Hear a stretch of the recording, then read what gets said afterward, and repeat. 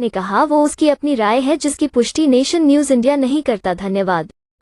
Dabhol NTPC से जुड़े 96 पूर्व सैनिकों ने शुक्रवार को प्रेस क्लब ऑफ इंडिया में आयोजित प्रेस कॉन्फ्रेंस के दौरान 24 वर्षों से लंबित वेतन पेंशन के मुद्दे पर सरकार और संबंधित संस्थानों के खिलाफ कड़ा रुख अपनाया।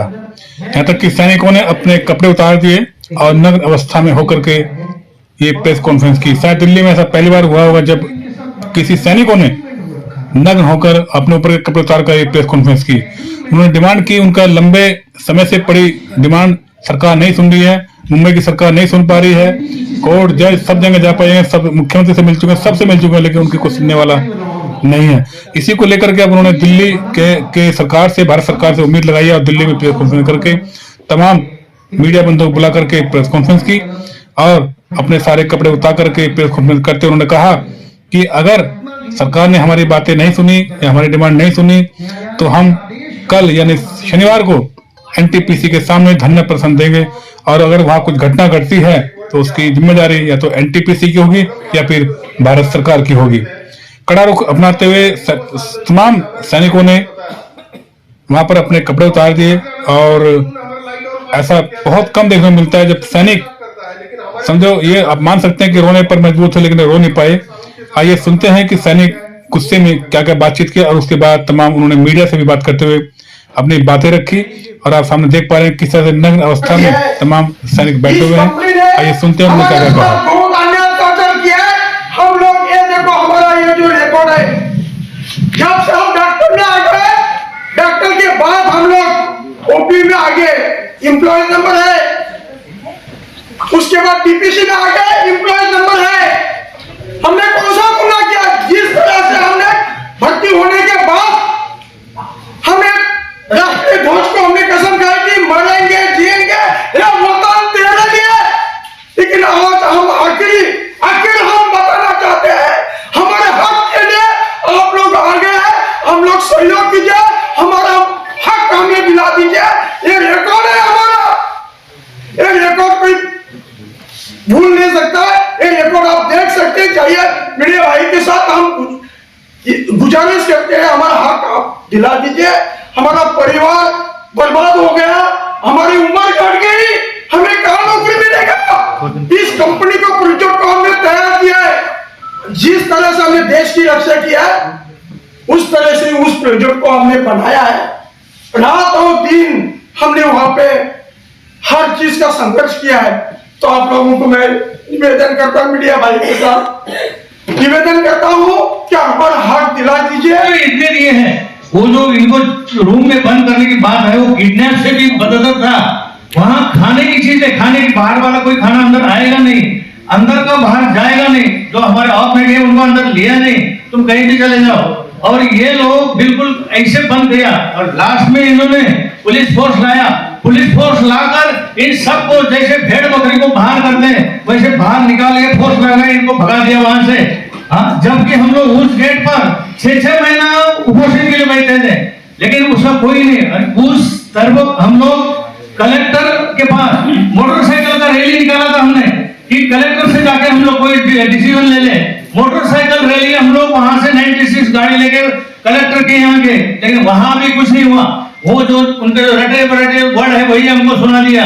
उसके बाद हम लोग कलेक्टर के सामने एक दिन का अनशन किया था, उसका भी कोई नतीजा नहीं। सब ऐसे इधर उधर की बातें देखे हमको वहां से निकाल दिया।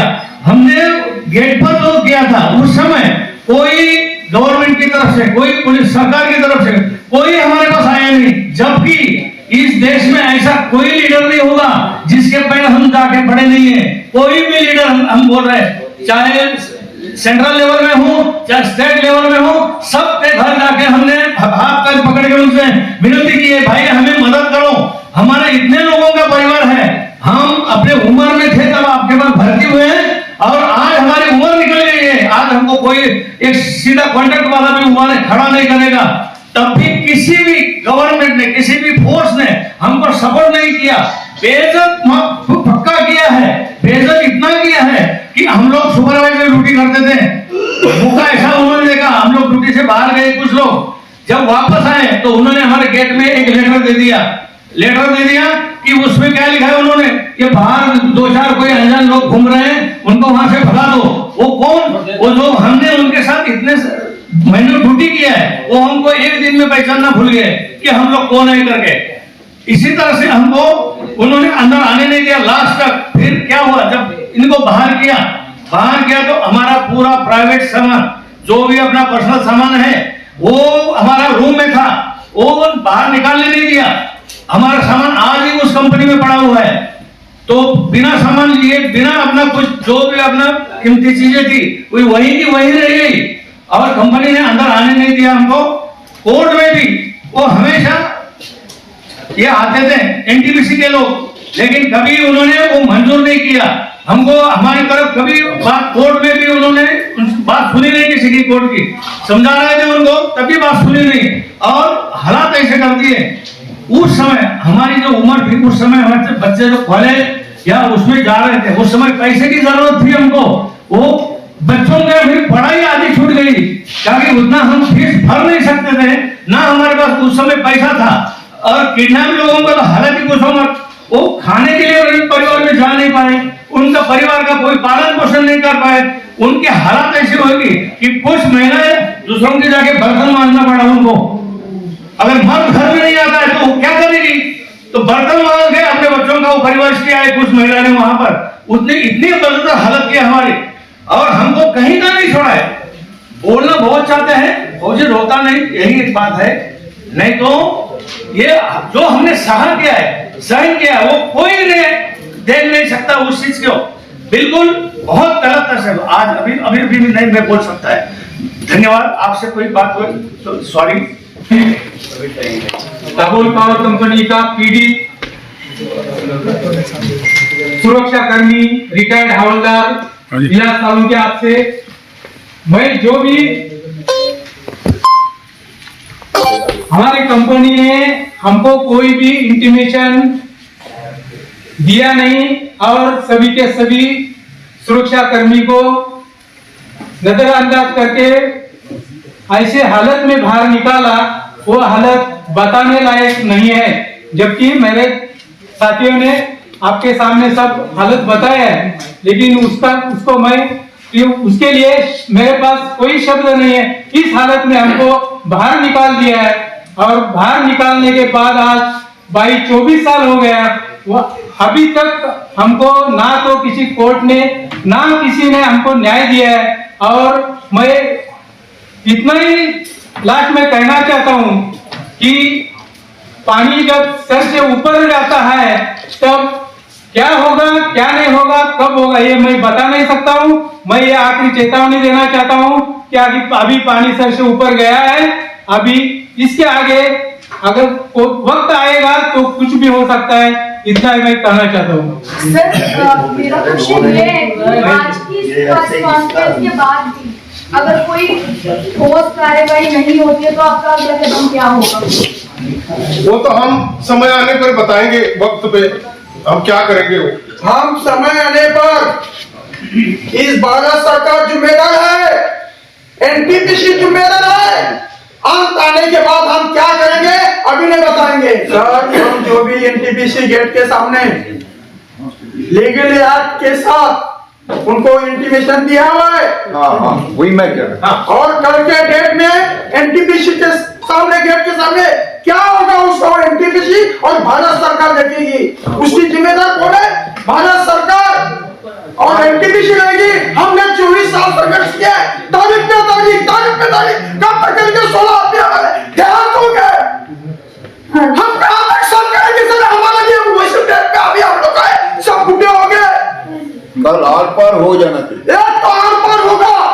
इसी हालत में हम अभी इस डेट पे पहुंचे, लेकिन क्या करेंगे और क्या नहीं करेंगे वक्त आने पर हम बताएंगे। लेबर कमिश्नर के पास भी इस बारे में हमने जाकर रिपोर्ट किया है, हमने एप्लीकेशन दी है उनके पास, डॉक्यूमेंट्स है मांगा उनके पास भी कि भाई इस तरह के हमारे साथ हुआ है, हमारे कुछ मदद करो आप। तो उन्होंने भी तारीख आगे तारीख बहुत दो तो कमिश्नर वहां के पोस्ट छोड़ के निकल गए। कोर्ट में भी ऐसा हुआ है, हमारे डिसीजन में कोई आ जाता है। कौन सा कोर्ट में है? रत्नागिरी डिस्ट्रिक्ट कोर्ट में। हाँ, कामगार कोर्ट था, उसके डिस्ट्रिक्ट कोर्ट में भी बात सब कुछ हो गया, क्रॉस चेक हो गया, हमारा सब कुछ हो गया। डिसीजन देने का है, वो दोपहर तक तो हालत सही रहता था। दोपहर के बाद वही जस्टिस आते बोलते भाई मेरा ट्रांसफर हो गया, मैं जा रहा हूँ। सब भाई डिसीजन तो देखेगा। आप तो बोले अभी शाम को हम सब कुछ हो जाएगा आपका। नहीं, मेरे को अर्जेंट जाना पड़ेगा। ओ अपना जगह छोड़ के निकल गए सांगली की तरफ। इसके बाद मीडिया से बात करते हुए तमाम पूर्व सैनिकों ने अपनी बातें मीडिया से रखी। तमाम परेशानियां, तमाम मुद्दे मीडिया से साझा करते हुए अपना पूरा वक्तव्य पूरा किया। आइए सुनते हैं मीडिया से उन्होंने क्या कहा है। अभी प्रेस कॉन्फ्रेंस में हम यही बोलेंगे कि आज आपने जो हमारे प्रति जो कार्रवाई किए दिखाई है, जो भाव से आप आए हैं, हम सबका सम्मान करते हैं। हमारे से पहले ही हम बोले हैं क्यों आप इसमें कुछ लेडीज है, कुछ हमारे से कोई गलत वर्ड हो तो माफ़ कर दीजिएगा। हम ऐसे रुकने वाले नहीं हैं।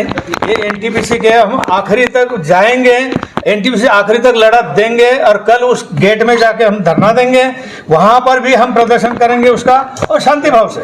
हम फौजी हैं तो ऐसा कोई एक्शन करते नहीं हैं, हम रिस्पेक्ट करते सबके। और आपने जो हमारे लिए किया है वो बहुत ही महत्वपूर्ण है, लेकिन एनटीपीसी को हम अब बख्शेंगे नहीं। लास्ट तक जो भी हमारे से बनता है उस स्टेज में हम जाके उनसे कार्रवाई करेंगे, उनसे हम उस चीज़ का फाइट करेंगे जो कानूनी लीगली होगा। हम ऐसा अनलीगली कोई चीज़ करेंगे नहीं उनके ऊपर। लेकिन आपकी मांगे क्या? मांगे हमको यही थी कि जब एनटीपीसी ने बाहर निकाला हमको, तब हम लोग 30, 32, 40 साल के थे। हम किसी भी गवर्नमेंट के एम्प्लॉय हो सकते थे, और एम्प्लॉय होने से आज हम दूसरे पेंशन में निकल जाते। हमारे बच्चों का परिवेश अच्छा होता, हमारा फाइनेंशियली हमारा स्टेटस अच्छा होता, ना हम उधर कह रहे हैं ना इधर कह रहे हैं। इसीलिए आज हमें बच्चे जो महसूस कर रहे हैं कि अपना एक बाप फौजी होने के बाद हमारा अच्छे ढंग से परिवेश, अच्छे ढंग से शिक्षा नहीं दे पा रहा है, तो फीलिंग उनको है। और उनके जो दुख है वो देख के हमको लगता है कि हम कुछ सुसाइड कर क्या, ऐसा फीलिंग है हमारा। या गेट पर करे या कहीं करे, बिल्कुल उद्रेक इतना है। लेकिन एक हम फौजी रहने की वजह से हम किसी बंधन में बंधे हुए हैं दूसरे के प्रति। हम लोग ऐसा कर नहीं सकते एक सिविल की तरह से, बिना सोच समझे। इसीलिए हम लोग चुप है, और ऐसी शांति ढंग से हम बता रहे हैं कि हमको ये न्याय मिलना चाहिए। आप पर भी सब पर हमारा भरोसा है, आपने इतना जो हमारे लिए सपोर्ट किया है, आप हमें न्याय मिलेगा इसका हमको पूरा भरोसा है। और इस कार्रवाई के लिए हम वैयक्तिक हम एनटीपीसी से लड़ा दे ही दे देंगे। आप इसलिए आप हमें सपोर्ट करें और कानूनी जो कुछ है हमारी मदद कीजिए, ताकि हमारा परिवार अच्छा हो जाए, हमारे बाल बच्चों का आशीर्वाद आपको भी मिल जाए। ताकि आपका फाइट करना ये हमारे लिए बहुत महत्वपूर्ण रखता है चीज़।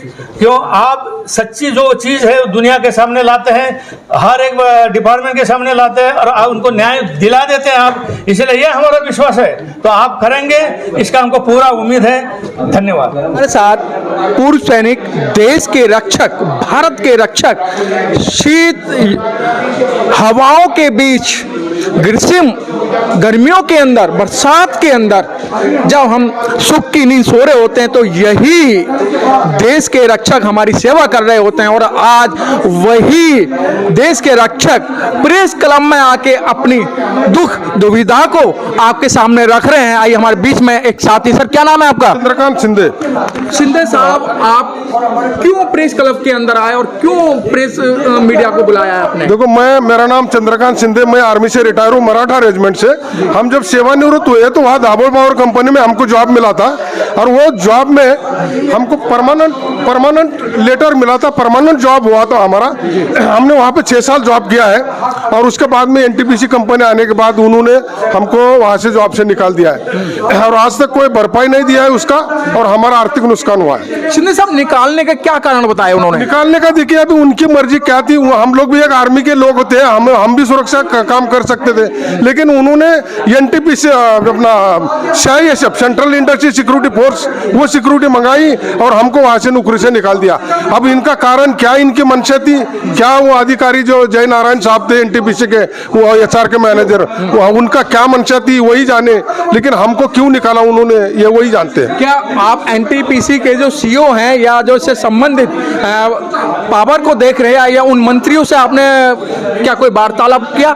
हाँ, उनसे हम जय नारायण साहब से काफी बात कर रहे थे, उनको रिक्वेस्ट कर रहे थे हमको ही नौकरी नौकरी पे रख दीजिए, आप ये जो दूसरा फोर्स है वो ना मंगाए, यही हम उनको रिक्वेस्ट कर रहे थे।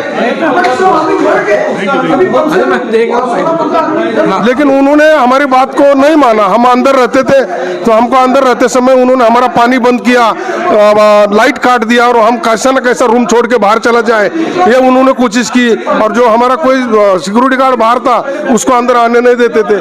बाद में लोकल की पुलिस लगा दी गेट पे और हमको ना अंदर आने नहीं दिया और हमको बाहर निकालने के लिए हमारी बिजली और पानी कट कर दिया, जिसलिए हम कुछ दिन रहने के बाद पानी और लाइट नहीं है तो हम कैसा बाहर रहेंगे, तो हमको फिर वहां से बाहर निकलना। शिंदे जी, आपकी मांग क्या है? आज हमारी मांग ऐसी है कि हम लोग सेना से रिटायर होने के बाद जब हमको नेक्स्ट जॉब मिला, हमारा उम्र 40 साल होगा उस समय, तो हमको 58 साल तक जॉब का हक था हमारा। तो आज इनके 6 साल, अगर इनके पास 5 साल हमने नौकरी किया तो 58 साल तक का अगर हमारा 50,000 महीने का पेमेंट हमको मिलता, तो आज हमारा 15 साल का 50,000 के हिसाब से लॉस हुआ है और वो उन्होंने देना चाहिए हमको, क्योंकि हमारा नौकरी बाद में हमको टाइम बार हो गया वेज हमारा। शिंदे साहब, इतना लेट होने का क्या कारण रहा? क्योंकि लेट होने का यही कारण है कि मंत्री महोदय होंगे या सरकारी अधिकारी होंगे या एनटीपीसी के अधिकारी होंगे, इनको देने की मंशा नहीं थी या नहीं होगी, और कैसा ना कैसा पैसे के जोर पे इस चीज को दबाना है और हमको खाली रखना है, यही कारण मुझे तो लगता है।